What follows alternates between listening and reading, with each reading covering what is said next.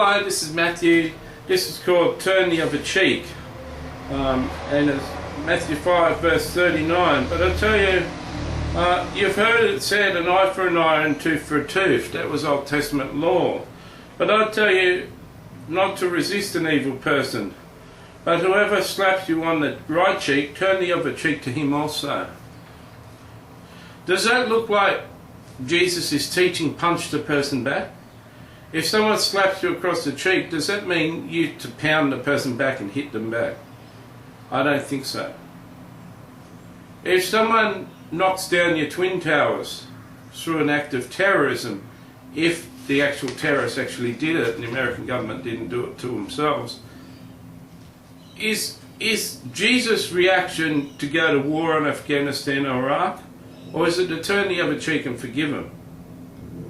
And open free coffee shops in Afghanistan or Iraq and say, we'll serve you all this free coffee but don't bomb us again? Would that be more like turning the other cheek? Jesus was clear about this. Not only was he clear about it, he extrapolates, he goes further in verses to come. He says, love your enemies.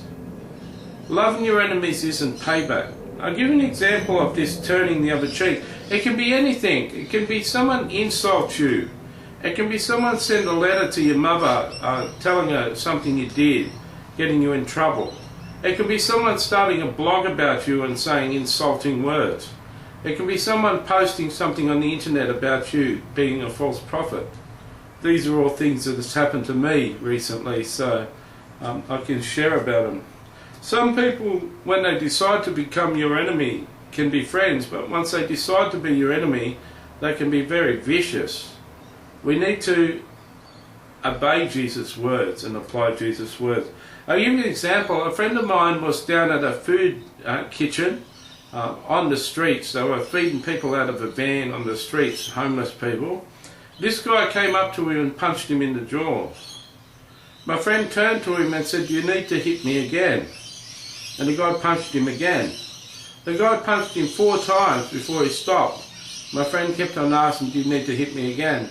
Then the guy broke down in tears and said that he was meant to call the police and arrest him. The guy had only been out of prison 3 days and couldn't handle life outside of prison. He wanted to go back to prison. So he picked a person that looked like that ring the police. And my friend said, no, I'll be your friend, but I'm not going to ring the police and have you put in, and no people here are going to charge you. That's turning the other cheek. Can you do that? Jesus said if you're his disciple, you'll obey his commands. Jesus said that in John 14 verse 15, John 14 verse 21, and John 14 later on, and John 15. 4 times Jesus said, if you love me, obey my commands. This is one of his commands. We're to forgive a person and turn the other cheek. I hope that you've got the message from this. It's a hard message. It's not an easy command to do.